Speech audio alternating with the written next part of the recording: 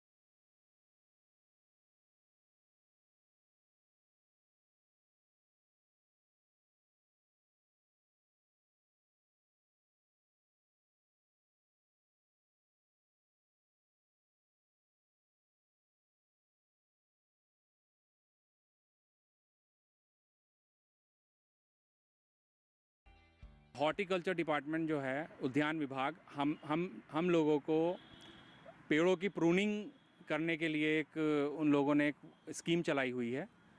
और उससे क्या होगा कि पेड़ जब 14 फीट से 20 फीट तक उसकी प्रूनिंग हो जाएगी तो पेस्टिसाइड्स और जो इंसेक्टिसाइड्स हम यूज़ करते हैं उसे स्प्रे करने में भी हमें आसानी होगी और आम जो है वो हमारा काफ़ी सेफ़ रहेगा।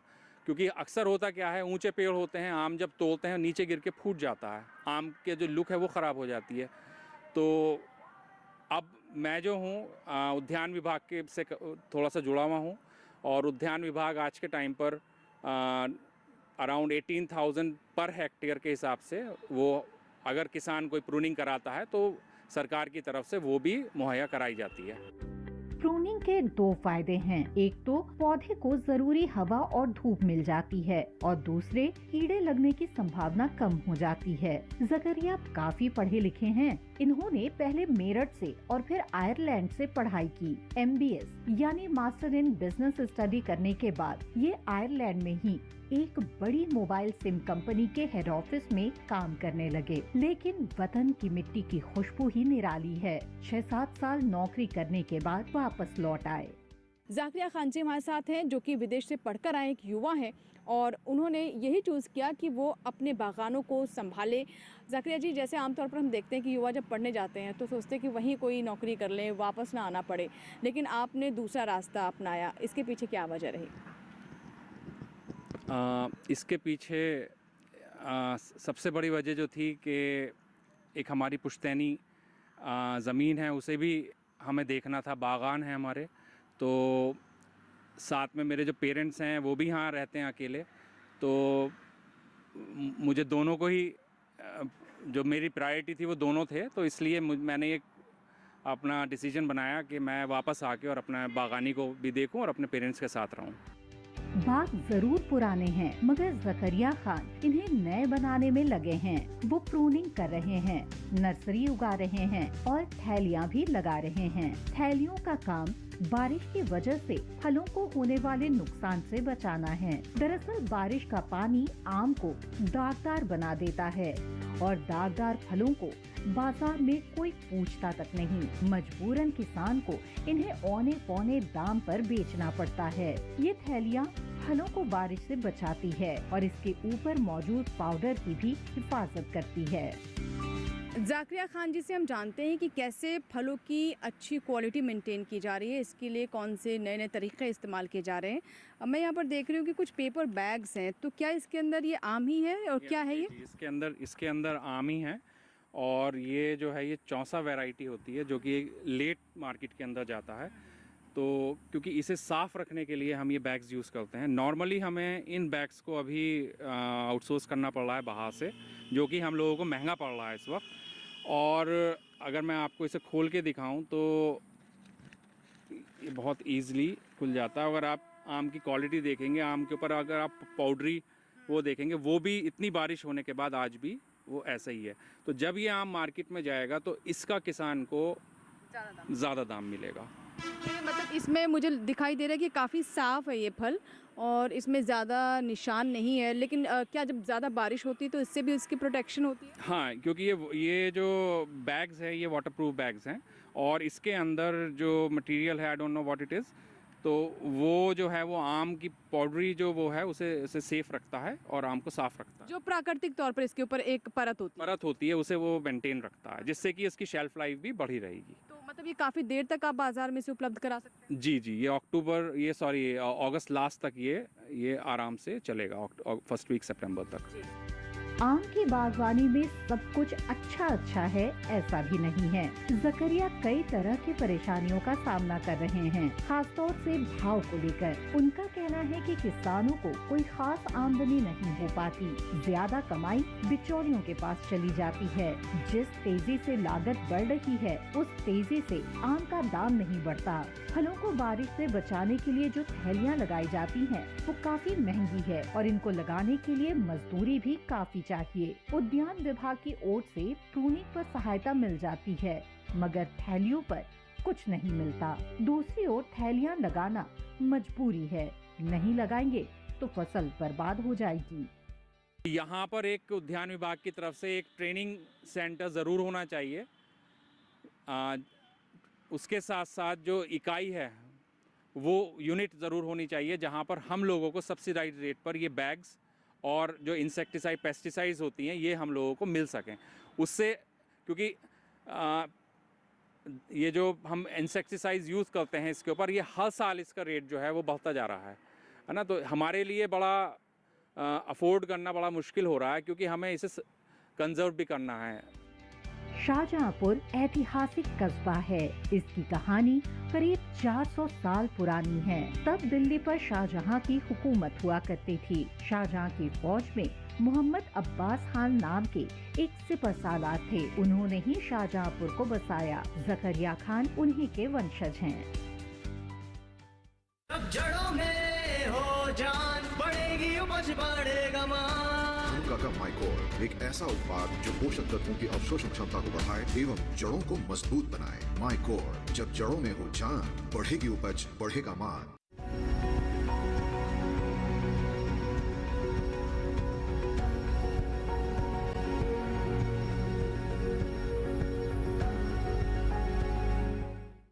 यूँ तो आम एक सीजनल फल है और इसका सीजन मार्च अप्रैल के महीने से शुरू हो जाता है, लेकिन आम का स्वाद ऐसा होता है कि मन नहीं भरता और यही दिल करता है कि पूरे साल इसका हम आनंद लेते रहें। ऐसे में कुछ ऐसी वैरायटी भी हैं आम की जिनकी वजह से आप अगस्त महीने तक आम का लुत्फ ले सकते हैं, यानी कि 65 किस्में। तो आइए जानते हैं इनके बारे में विस्तार से। आम की बागवानी के लिए शाहजहांपुर का नाम दूर दूर तक मशहूर है। यहाँ का आम देश के कोने कोने में जाता है। शाहजहांपुर में बाकायदा एक मंडी भी है। इन दिनों मंडी में चहल पहल है और हर तरफ आपको आम की खुशबू बिखरती हुई महसूस होगी। जिधर भी नजर दौड़ाइए आम ही आम नजर आएगा। हालांकि यहाँ सब्जियों और दूसरे फलों की भी आड़त लगती है, मगर आम के सीजन में तो फलों का राजा ही सब पर भारी नजर आता है। आप यहाँ से सफेदा, चौसा, दशहरी, लंगड़ा, गुलाब जामुन और रटौल सहित कई तरह की वैरायटी का आम खरीद सकते हैं। व्यापारी यहाँ से आम खरीदकर दिल्ली और जयपुर तक भी पहुँचाते हैं, बल्कि अच्छे आम को विदेशों में भी भेज दिया जाता है, खासकर खाड़ी देशों में। मंडी अभी गढ़ मेरठ रोड पर ही लगती है। रोड के दोनों ओर आपको आढ़तियों की दुकानें मिल जाएंगी। इतनी ज्यादा आवक के बावजूद अभी तक शाहजहांपुर में सड़क पर ही मंडी लगती आ रही है। यहाँ के लोग और आढ़ती लंबे समय से मंडी परिसर के निर्माण की मांग कर रहे हैं। वैसा बाजार का चल रहा है, तो इतना बढ़िया काम चल रहा था बारिश से पहले। काम बहुत अच्छा था, सही बाजार चल रहा था। और जिस दिन से बारिश हुई किसान बर्बाद हो गया। चौसा है, गुलाब जामुन है, दशहरी है, लंगड़ा है। तो लगभग क्या भाव जा रहा है? अजी क्या भाव? तो 2 रुपए किलो बिक रहा, 3 रुपए किलो बिक रहा है ना, कोई पूछने वाला। फेंका भाव करिए, अब तो बर्बाद हो गया किसान और व्यापारी। आज के दौर में हमारे किसान पारंपरिक खेती के साथ कुछ ऐसे कदम उठाना चाहते हैं जिससे उनकी आय सुनिश्चित हो, और बागवानी भी उन्हीं में से एक अच्छा विकल्प है। सरकार भी इसे काफी प्रोत्साहित कर रही है। आइए जानते हैं आम के व्यापार के बारे में, और साथ ही कैसे युवा इसमें काफी संभावनाएं तलाश रहे हैं। सब्जी हो, फल हो, अनाज हो या फिर कोई और कृषि उपज, बिक्री के लिए एक अदद मंडी की जरूरत होती ही है। मंडी एक ऐसी जगह है जहां किसान अपनी उपज लेकर पहुंचते हैं। इस उपज को व्यापारी आढ़तियों की मदद से खरीदते हैं, फिर ये व्यापारी इसे दूसरी जगहों पर भेज देते हैं। शाहजहांपुर में मंडी तो लगती है, लेकिन मंडी परिसर नहीं है। इसकी वजह से आढ़तियों को भंडारण की समस्या का सामना करना पड़ता है, जिसके कारण हर साल बड़ी मात्रा में उपज बर्बाद हो जाती है। जाहिर है कि इससे किसानों का भी नुकसान होता है और व्यापारियों का भी। इस बार बारिश काफी ज्यादा हुई है, जिससे मंडी की हालत और भी खस्ता नजर आ रही है। बारिश ने तो नाश कर दिया सबका। नहीं, बारिश तो देखिए एक प्राकृतिक आपदा है, वो सरकार का कोई दोष नहीं, हम लोगों का दोष नहीं। लेकिन इस मंडी को बढ़ावा देने के लिए आप लोगों का क्या प्रयास है? आप क्या चाहते हो सरकार से? हम तो ये चाहते हैं सरकार हमारा ध्यान रखे, किसानों को मदद पहुँचाओ। ये दवाई पवाई तो मिले, किसानों को भी गंदगी हो रही खत्म हो जाए। एक युवा व्यापारी हमारे साथ यहाँ पर आए हुए हैं, तो आढ़तियाँ हैं, युवा हैं, और काफ़ी समय से इनका पैतृक काम चल रहा होगा। इसके बारे में बताइए, आप क्या प्रयास कर रहे हैं? प्रयास ये कर रहे हैं कि ज़्यादा से ज़्यादा कोशिश कर रहे हैं कि किसान जो है इस टाइम ज़्यादा परेशान है। अब कोशिश ये कर रहे हैं कि सरकार इनकी कुछ मदद करे, क्योंकि ज़्यादा ही नुकसान है। एक तो पीछे बारिश होने जाने की वजह से आम की फसल कम हुई है, दूसरा अब इतनी बरसात हो गई कि आम काला हो गया और गलने लगा है आम। हालांकि कई साल पहले ही मीडिया में खबर आ गई थी कि राज्य सरकार ने यहां मंडी का प्रस्ताव पास कर दिया है। कुछ मीडिया रिपोर्ट्स में ये भी कहा गया था कि मंडी के लिए किसानों की जमीन का अधिग्रहण भी हो चुका है और ये जमीन फर्द में हल मंडी के रूप में अंकित हो चुकी है, लेकिन मंडी परिषद ने अभी तक निर्माण शुरू नहीं कराया है।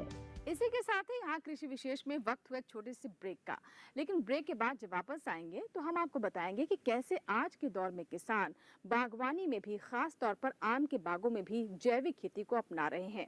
रसायन मुक्त आम आप तक पहुँचाने का किस तरह से हो रहा है प्रयास, जानेंगे छोटे से ब्रेक के बाद।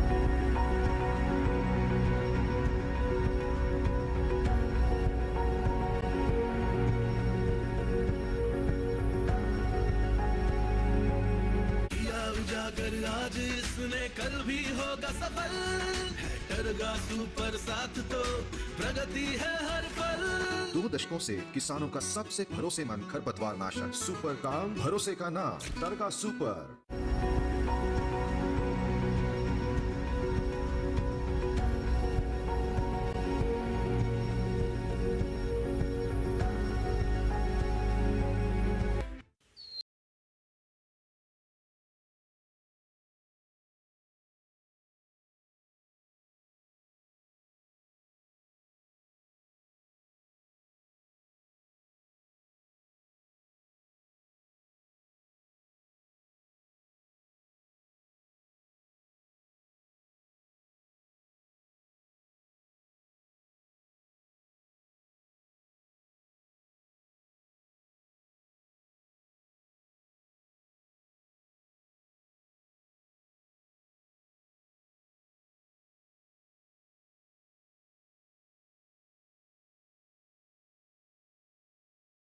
किसान पर।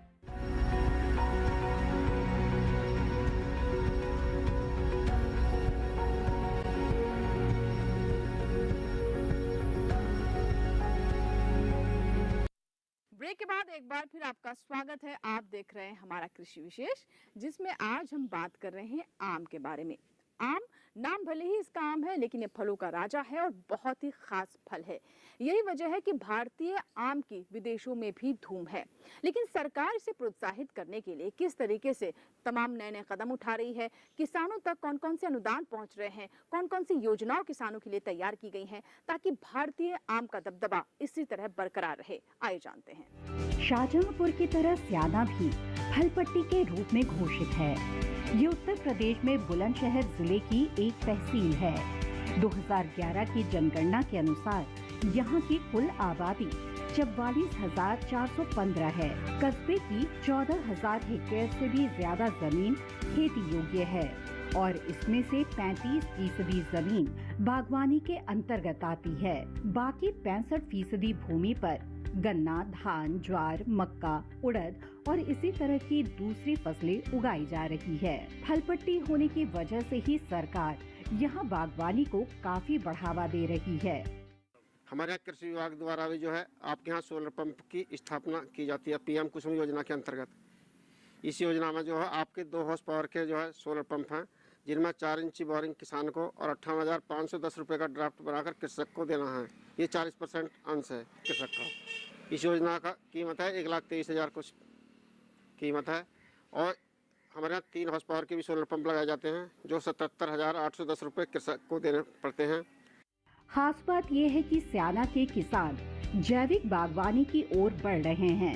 यही वजह है कि वो धीरे धीरे रासायनिक उर्वरकों और कीटनाशकों का इस्तेमाल कम करने लगे हैं। जैविक बागवानी के कई फायदे हैं। इससे फलों की गुणवत्ता, स्वाद और सुगंध अच्छी बनी रहती है। साथ ही जैविक उत्पादों का निर्यात भी आम उपज के मुकाबले आसान होता है।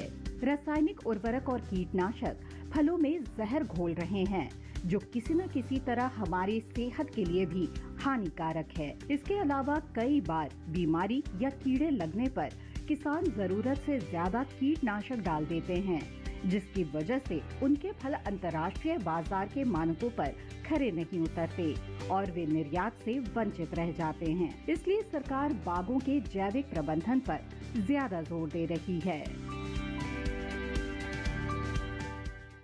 हमारे यहाँ पर जो है कीटनाशी और ये जो सब बागवानी के लिए जो है ये 50% अनुदान पर हमारे यहाँ कृषि रक्षा इकाई है करौठी में, उससे जो है दवाई उपलब्ध किसान को उपलब्ध कराई जाती है।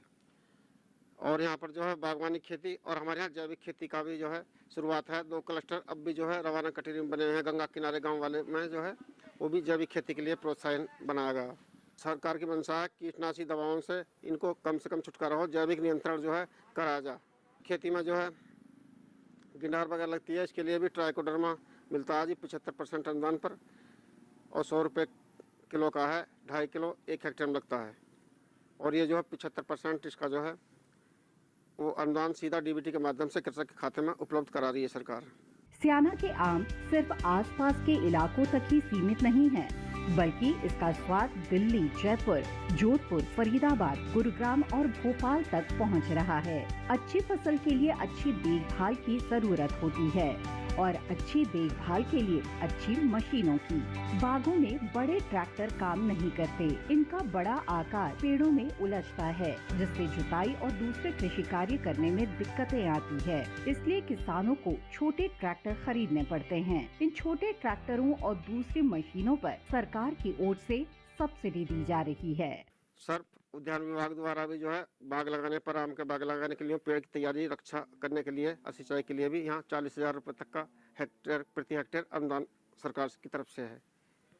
और सर इसके लिए जो है कृषि यंत्र वगैरह छोटे ट्रैक्टर जो हैं 20 हॉर्स पावर वाले, वो गार्डन उद्यान वाले जो हैं उन जुताई के लिए भी वो छोटे ट्रैक्टर जो अनुदान पर उपलब्ध हैं 50% अनुदान पर सर। और सर ये कृषि योजना के अंतर्गत जो हमारे यहाँ जो है एक जो कस्टम हायरिंग सेंटर वगैरह है सर, जो 10 लाख का सरकार का प्रोजेक्ट है जी, इसमें 4 लाख रुपए तक की सब्सिडी किसान को जो है दी जाती है।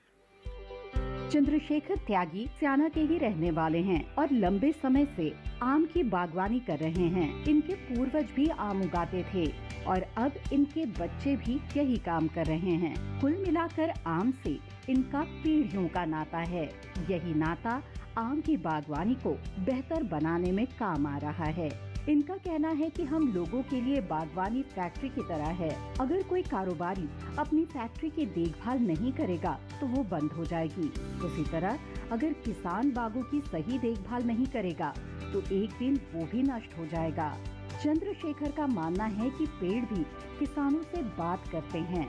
वो अपने हाव भाव से अपनी परेशानी भी जाहिर करते हैं। अब ये किसान की जिम्मेदारी है कि वो पेड़ों के इशारों को समझे और उनकी परेशानियों को दूर करने की कोशिश करे। बात करते हैं यहाँ के एक सफल किसान से। चंद्रशेखर त्यागी जी हमारे साथ मौजूद हैं, जिनका लंबा अनुभव रहा है और उनके परिवार की जो नई पीढ़ी है वो भी आम के व्यवसाय से जुड़ी हुई है। तो सबसे पहले त्यागी जी, आपसे मैं जानना चाहूंगी कि किस तरीके से पूरा क्षेत्र फल पट्टी के तौर पर घोषित है, क्या खासियत है इस क्षेत्र की? इस क्षेत्र की सबसे बड़ी खासियत फल पट्टी घोषित है और यहाँ काफ़ी बागान हैं, पुराने भी और नए भी। और यहाँ पर जो बाग मालिक हैं ये सब एक तरह से हमारे बाग एक फैक्ट्री हैं, ताकि इनकी हम देखभाल नहीं करेंगे अपने बाग की, तो जैसा फैक्ट्री मालिक अपने फैक्ट्री की देखभाल करता है, ऐसी बाग मालिक भी अपने बाग की देखभाल करते हैं, ताकि हमारा बाग जीत बना रहे, कोई बीमारी ना आए। और जब बाग में जाते हैं, देखते हैं पेड़ को, तो हमारा पेड़ बताता है कि मुझे यूँ तकलीफ़ है, उसके पत्ते हाव भाव, उसमें बीमारी भी लगती है, उसे देखना पड़ता है। इसलिए सब तरह से पेड़ का देखना पड़ता है। महीने 15 दिन में बागों में जाते हैं, देखते हैं क्या परिस्थिति बाकी क्या नहीं है। सरकार की कोशिशें रंग ला रही हैं। कम से कम स्याना में तो बहुत से किसान अब रसायनों से बचने लगे हैं। इन्हीं कोशिशों से प्रोत्साहित होकर चंद्रशेखर त्यागी ने भी जैविक खेती को अपनाने का फैसला किया। चंद्रशेखर इंसानों की सेहत पर रसायनों से होने वाले प्रभावों से अच्छी तरह परिचित हैं। इनका कहना है कि पिछले 5 साल से इन्होंने अपने बागों में रसायनों का इस्तेमाल नहीं किया है। इसके लिए जो देसी खाद है, जैविक खाद है, इसके पेड़ के तने से अलग 1 मीटर अलग 15-20 परात, तसलाक बोलते हैं जिसे, एक तसले में करीब आ जाता है 15 किलो, 10-15 किलो के बीच में वजन आ जाता है। वो पेड़ के चारों तरफ घेरते हैं, घेर के फिर उसकी खुदाई होती है, खुदाई को मिट्टी मिल जाता है ताकि, और जितना भी उसका असर है उसका मिट्टी में पेड़ में जाता है। फिर जुताई होती है तो खाद अल्टपट हो जाता है कई बार, तो और ज़्यादा बढ़िया हो जाता है खाद मिट्टी मिलकर। इस तरह से जैविक खेती खाद जो है उसमें बाग पेड़ों में लगाते हैं। आम देश के करोड़ों लोगों को रोजगार दे रहा है। भारत में पिछले साल 70,64,000 हेक्टेयर जमीन पर फलों के बाग लगे थे। इसमें आम का रकबा करीब 1/3 यानी 23,50,000 हेक्टेयर था। ये किसी और फल की तुलना में कहीं ज्यादा है। फलों के रकबे के मामले में दूसरा नंबर केले का है। इसका कुल क्षेत्रफल 9,63,000 है। रकबे का ये अंतर आम की अहमियत को बताने के लिए काफी है। अगर उपज की बात करें तो 2021-22 में 2 करोड़ टन से अधिक आम की उपज हुई। आम भारत के सबसे प्रमुख फलों में गिना जाता है, बल्कि हमारे देश से इसका नाता सदियों पुराना है। कहा जाता है कि ये फल पहले भारतीय उपमहाद्वीप में ही मिलता था, बाद में ये यहाँ से निकलकर दक्षिण पूर्वी एशिया और मलाया द्वीपों की ओर गया। 16वीं शताब्दी के बाद इसका प्रसार और भी तेज गति से हुआ और 19वीं शताब्दी आते आते इसने दुनिया के दूसरे कई टापुओं और देशों में दस्तक दे दी। इतिहास से पता चलता है कि शुरुआत में इसका वितरण पुर्तगाल और स्पेन के लोगों ने किया था, क्योंकि ये लोग समुद्री यात्रा में दक्ष थे। फिलहाल आम दुनिया के 87 देशों में उगाया जा रहा है। खुशबू एक रस भरे मिठास के रिश्ते को बांध देती है, इसीलिए कहते हैं आम को फलों का राजा। आशा करते हैं कि आज का कृषि विशेष आपको जरूर पसंद आया होगा। अगर आपकी कोई सुझाव है, कोई फीडबैक है, राय है, तो आप हमें ईमेल कर सकते हैं, हमें पत्र भी लिख सकते हैं। हमारा ईमेल आईडी है ddkrishivishesh@gmail.com। आप हमें पत्र भी लिख सकते हैं। हमारा पता नोट कर लें, कृषि विशेष, कमरा number 59A, CPC, Doordarshan, Khelgaon, नई दिल्ली 110049। आपके ईमेल्स और आपके पत्रों का हमें इंतजार रहता है। आपके सुझाव हमें कार्यक्रम की गुणवत्ता को और बेहतर करने में मदद करते हैं। नए अंक में एक नए विषय के साथ कृषि विशेष में फिर होगी आपसे मुलाकात। तब तक आप बने रहें दूरदर्शन किसान के साथ। नमस्कार।